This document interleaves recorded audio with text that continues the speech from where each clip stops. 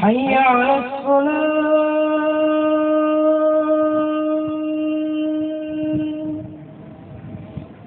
حي على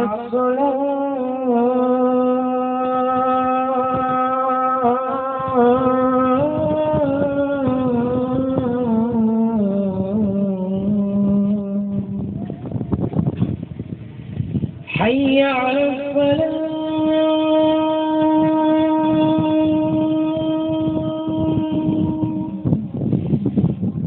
حي على الصلاة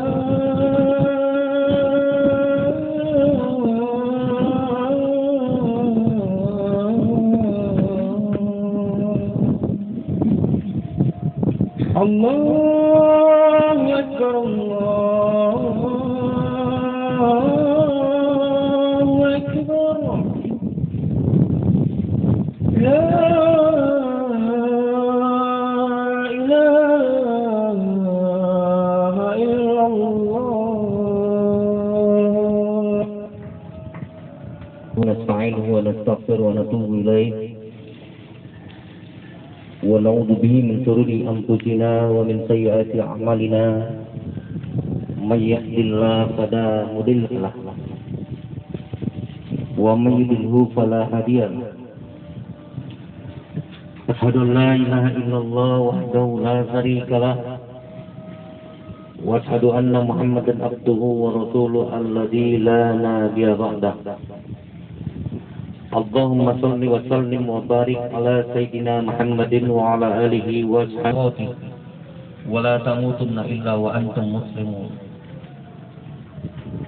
وقال الله تعالى في القرآن العظيم أعوذ بالله من الشيطان الرجيم بسم الله الرحمن الرحيم ادعوا إلى سبيل ربك بالحكمة والموعظة الحسنة وجادلهم بالتي هي أحسن إن ربك هو أعلم بمن ضل عن سبيله وهو أعلم بالمهتدين. Sadaqallahu a'lam. Jamaah salat Jumat tentang para remaja yang dirahmati Allah Subhanahu wa taala. Bersyukur kita kepada Allah karena Allah memberikan kepada kita kesempatan kita diberikan Allah untuk menjalani hidup ini sebagai seorang prajurit. Banyak orang berharap untuk menjadi prajurit, tapi Allah tidak berikan. Bertahun-tahun, berulang-ulang ada anak manusia yang menginginkan menjadi seorang prajurit, tapi Allah tidak berikan. Kita syukuri karena Allah jadikan kita sebagai jundullah, sebagai prajurit Allah. Ketika hidup di dunia ini kita senantiasa bersyukur kepada Allah, mudah-mudahan Allah berikan balasan yang terbaik dengan rasa syukur kita. Kalau bukan kita, siapa yang harus bersyukur? Karena Allah telah berikan. Kata Allah dalam Al-Quran, andaikan manusia itu mau mencatat atau menghitung-hitung nikmat yang diberikan Allah kepada manusia, air lautan tidak cukup untuk tintanya. Kayu yang ada di bumi tidak cukup untuk sebagai gagang penanya. Begitulah nikmat yang diberikan Allah kepada kita. Mari kita bersyukur. Tidak lupa salawat dan salam kehadiran kita Nabi besar Muhammad sallallahu alaihi wasallam. Kita perbanyak salawat. Mudah-mudahan dengan salawat yang kita bacakan pada hari kemudian nanti kita mendapatkan syafaat. Ketika amal ibadah kita pas-pas, antara dosa dan pahala yang kita miliki ketika hidup di dunia pas-pasan, kita berharap mudah-mudahan dengan syafaat Rasulullah di hari kemudian menyelamatkan kita dari neraka.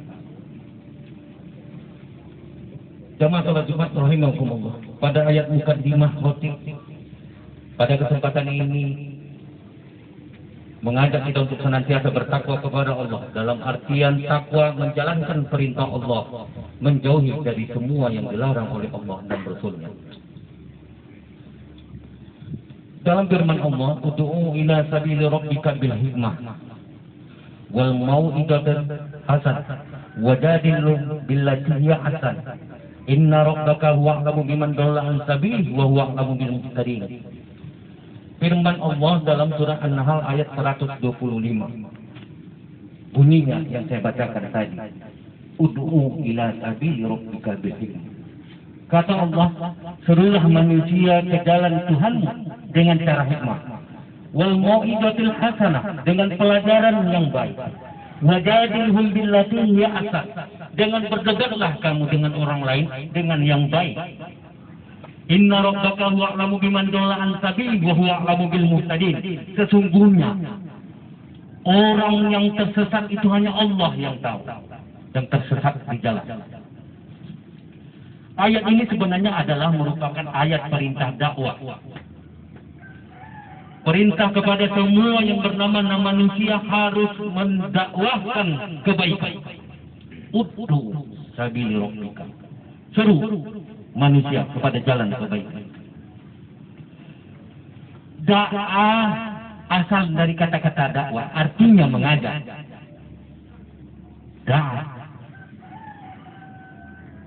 Dai, orang yang mengajak. Mad'u, orang yang diajak. Berdakwah itu orang kadang berpikir bahwa berdakwah itu harus di atas mimbar dengan membacakan ayat. Ada orang berpikir berdakwah itu harus dia membawa Al-Quran. Ada orang berpikir berdakwah itu harus menyuruh orang sekolah. Ada orang berpikir berdakwah itu harus yang berkaitan dengan ayat-ayat Arab. Padahal dakwah sebenarnya bukan hanya sekedar mengajak dalam artian Al-Quran saja. Berdakwah itu, manakala kita mengajak orang lain untuk berbuat baik, tidak pun sentuh dengan ayat-ayat Al-Quran dan hadis, itu juga sudah dikatakan berdakwah. Maka berdakwah itu artinya mengajak. Jamaah salat Jumat rahimakumullah. Kita sebagai prajurit, karena tadi diperintahkan kita untuk sebagai manusia yang mengajak kepada jalan kebaikan. Ud'u ila sabili rabbika bil hikmah. Serulah manusia kepada jalan Tuhan dengan cara hikmah. Artinya kita diwajibkan untuk kita mengajak. Mengajak itu bisa dengan cara bil lisan. Seperti Ustaz Uwas misalnya. Ustaz Adi Hidayat misalnya. Banyak Ustaz. Al-Mahum Janudin Emjad misalnya. Dengan cara bil lisan. Kita sebagai prajurit ini jangan berpikir kita tidak bisa berdakwah. Bisa. Dengan cara seperti apa? Mengajak manusia ketika kita menjadi seorang babinsa. Kita mengajak kepada kebaikan masyarakat. Itu juga sudah dakwah. Kita sebagai prajurit, sebagai babinsa, kita mengajak bagaimana bercocok tanam yang baik. Itu juga sudah dakwah. Kita bagaimana cara dia bercocok tanam yang baik. Tanam misalnya tumbuhan ini, kacang misalnya, tanam jagung misalnya. Itu juga sudah dakwah. Orang terlalu mempersempit arti dakwah ini, seakan-akan dakwah itu adalah ketika dia di atas mimbar. Justru kita sebagai prajurit ini yang ketika kita bisa mengajak orang lain untuk yang lebih baik. Itu juga sudah dikatakan dakwah. Makanya kalau kita, peluang kita, karena kita ada punya alat namanya komsos, komunikasi sosial. Kita sebagai babinsa bagaimana menerapkan konsep di masyarakat, mengajak kepada kebaikan. Itu juga sudah dikatakan dakwah. Dalam firman Allah yang lain kan wa takum minkum ummatun yad'un ilal khair wa ya'muruna bil ma'ruf wa yanhauna 'anil munkar. Dan hendaklah sebagian manusia itu ada untuk mengajak kepada kebaikan, mencegah dari permunkar. Ini juga merupakan ayat dakwah. Artinya kita sebagai seorang muslim, kita harus berdakwah. Berdakwah. Kita sebagai babinsa berdakwah, kita mengajak. Jangan kita harus berpikir harus kita membaca Al-Quran baru dikatakan dakwah. Tidak. Terlalu sempit kita memaknai dakwah. Maka pernah suatu ketika datang sahabat kepada Rasulullah. Sahabat ini bertanya, "Ya Rasulullah, Rasul seperti apa harus menanam buah?" kurma. Seperti ini kata Rasul. Sahabat bilang seperti ini. Ini yang benar ya Rasul. Saya mengatakan kepada masyarakat seperti ini, bercocok tanam kurma yang baik. Apa kata Rasulullah? Antum a'lamu fi umuri dunia. Kamu lebih tahu tentang urusan dunia. Artinya mengajak kepada kebaikan, bagaimana cara bercocok tanam kurma. Dakwah. Makanya ketika kita nanti menjadi prabinsah, karena memang uang yang kita pergunakan adalah uang rakyat, jangan sekali-sekali mengkhianati rakyat. Jangan sekali-sekali mengkhianati rakyat. Saya sudah sampaikan bahwa uang yang kita makan itu adalah uang tukang sapu ada. Uang tukang cukur ada di situ. Uang seorang tunanetra yang ketika dia buat label tulisan ada di situ. Jangan sekali-kali kita merugikan rakyat. Jangan sekali-kali hancurkan rakyat. Kita harus sadari bahwa gaji yang kita miliki adalah amanah dari rakyat.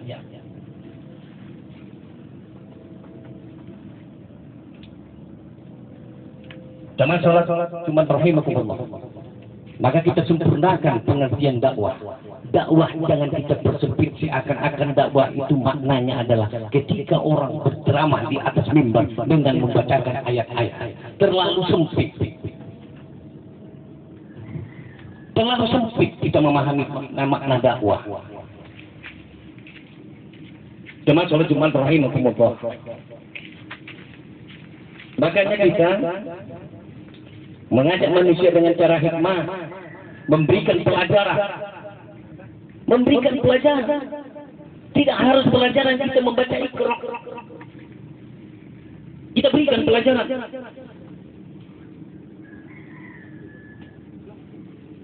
Pelajaran apa saja? Itu juga merupakan dakwah. Mengajak kepada dari yang bodoh kepada yang pintar. Makanya sampai pepatah Arab mengatakan belajar itu waktu kecil bagaikan mengukir di atas batu. Belajar di waktu tua bagaikan mengukir di atas air. Artinya apa? Bahwa kita memang ketika kita mampu memberikan pelajaran kepada orang lain, luar biasa ilmunya. Mencari ilmu wajib. Tolabul ilmu kewajiban kepada kita semua muslim. Bentuk dakwah yang lain seperti apa dia? Ada namanya dakwah bil lisan. Pertama, bil hal.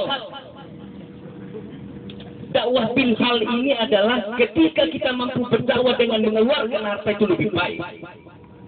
Dengan hak. Ada orang kadang dia berdakwah dengan bil hal. Dia membangun masjid bagus. Berinfak untuk masjid bagus. Berinfak untuk jalan dilalui oleh bagus. Berdakwah untuk membangun sekolah bagus. Bagus tuh. Maka dalam hadis Rasulullah disebut, "Idza mata banu Adam in qata amaluhu illa min salasin, shadaqatin jariyah aw ilmun yantabi, aw waladun sholih yad'ulah." Ketika mati anak-anak Adam, maka terputus amal ibadahnya kecuali yang tiga. Yang pertama adalah shadaqatin jariyah, sedekah yang mengalir selama-lama, ilmu yang bermanfaat, anak yang soleh. Makanya kita kalau mampu kita berdakwah dengan bilhal, dengan harta, itu lebih baik daripada kita berdakwah di atas ceramah omong besar. Lebih baik kalau kita bisa berceramah atau berdakwah itu dengan bilhal, dengan harta lebih baik. Kaya itu lebih baik daripada miskin. Karena kemiskinan akan mendekatkan kita kepada kekafiran. Baik. Maka mumpung kita jadi babinsa, jangan hanya konsos omong besar. Tidak pernah memberikan manfaat kepada masyarakat. Khairullah yang paulinna. Sebaik-baik manusia adalah manusia yang bermanfaat bagi manusia yang lain. Itulah manusia yang baik. Kalau kita menjadi beban masyarakat itu apa? Jadi babinsa percuma. Hal bisa menjadi seorang babinsa yang bermanfaat bagi masyarakat. Khairun nas ta'lim nas. Sebaik-baik manusia adalah manusia yang bermanfaat bagi berdakwah ini dengan harta itu. Maka pernah suatu ketika seorang nenek dia hanya mampu segeping saja, dia mampu membawa tegel ke masjid. Dia bilang, Pak Najir, saya hanya bisa membantu satu tegel saja. Tapi bolehkah Pak Najir saya minta jadikan tegel ini persis di atas. Ketika itu di posisi mimbar. Hanya tegel seorang nenek tua. Dalam kisah si nenek itu bagaimana? Diampuni Allah dosa. Berdakwah itu dengan modal air pun bisa kita diselamatkan Allah dari neraka. Mungkin pernah kita mendengar seorang pelaju menolong seekor anjing yang kehausan, yang akan mau mati anjingnya, ditolong oleh seorang pelaju. Dalam riwayat, diampuni Allah dosa-dosa seorang pelacur dengan hanya seteguk air minum kepada binatang yang kita anggap haram. Anjing itu kita anggap haram bagi yang muslim. Tapi itu saja anjing yang harus kita tolong dengan air. Diampuni Allah dosa seorang pelacur. Artinya apa? Kepada binatang apa saja kita harus berbuat baik. Jangan kita hinakan anjing. Orang-orang yang mentang-mentang anjing itu binatang haram, lalu dia hancurkan anjing, dia bunuh anjing. Dia seperti itu muslim. Al-muslimu man salima muslimuna min lisanihi wa yadihi. Seorang muslim yang selamat itu adalah muslim yang selamat tangannya dan lidahnya. Jemaah salat Jumat rahimakumullah. Maka mari kita, kemampuan kita sebagai babinsa, mampukah kamu menjadi babinsa yang baik ketika masuk di masyarakat, bukan menjadi beban, tapi kamu ada menjadi manusia yang bermanfaat sama masyarakat. Demikian hujah kita, mudah-mudahan ada manfaatnya. Barakallahu li wa lakum fil Qur'anil Azim wa nafa'ani wa iyyakum bima fihi minal ayati wa dzikril hakim wa taqabbal minni wa minkum tilawatahu innahu huwal ghafurur rahim.